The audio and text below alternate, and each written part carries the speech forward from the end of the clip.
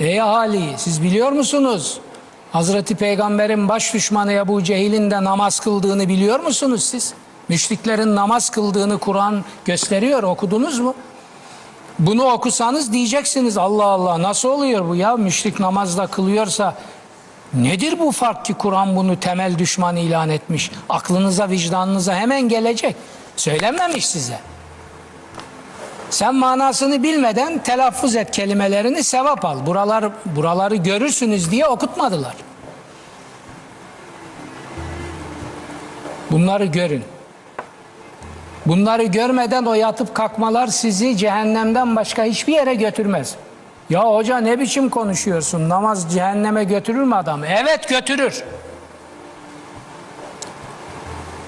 Eğer tevhidin namazı değilse kıldığınız sizi cehenneme götürecek ve lanetleyecektir. Maun suresi.